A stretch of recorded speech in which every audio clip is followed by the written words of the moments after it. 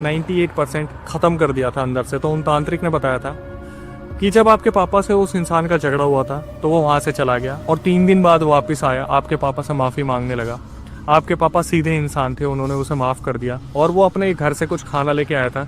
तो वो खाना जो लेके आया था उसमें उसने मारण क्रिया का पूरा बंदोबस्त कर रखा था और आपके पापा को उसने खाने में वो सारी चीज़ें खिलाई।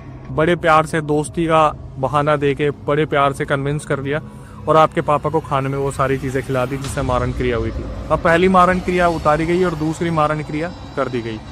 अब इन सब चीज़ों में क्या हुआ, इनके पापा ने दोबारा बिस्तर पकड़ लिया। इनके पापा की हालत इतनी बद से बदतर हो गई कि 65 किलो का आदमी सीधा 30 किलो पे आ गया। और इन सब चीज़ों के बीच जो सबसे खौफनाक चीज़ थी कि अब इनके पापा को अलग अलग एंटिटीज दिखने लगी, मतलब पॉजिटिव चीज़ें भी दिखने लगी और नेगेटिव चीज़ें भी दिखने लगी।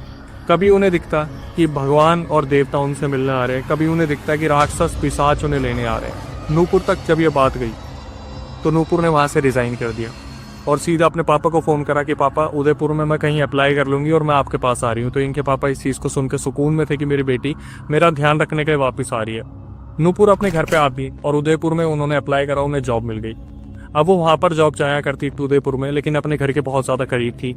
अपने घर में रहा करती थी, अपने पापा के साथ बैठा करती थी, उठा करती थी और पूरे दिन भगवान की चीज़ें वहाँ पे चला करती थी। लेकिन अब इनके पापा को एक नई बीमारी हो गई जहाँ पर इनके पापा के पेट में पानी भर जाता था। इन्होंने फिर दोबारा उस तांत्रिक से कांटेक्ट किया और उस तांत्रिक ने हाथ उठा दिया ये बोल के कि ये दूसरी मारण क्रिया है जिसे मैं नहीं उतार सकता और इस बार आपके पापा को वो चीज़ लेके ही जाएगी। डॉक्टर्स को इनके पापा को दिखाया गया तो डॉक्टर्स ने भी हाथ खड़े कर दिए क्योंकि रिपोर्ट में कुछ भी नहीं आ रहा था और डॉक्टर्स ने साफ साफ बोल दिया कि आप घर पे लेके जाओ इन्हें, जितना ज़्यादा हो सके इनके साथ टाइम स्पेंड करो क्योंकि ये इनका वक्त जो है बहुत गंदा कटने वाला है। ये लोग अलग अलग मंदिर में जाते, अपने पापा के लिए बार बार चीज़ें पूछवाते, कुछ ना कुछ घर में लेके आते, लेकिन सारी चीज़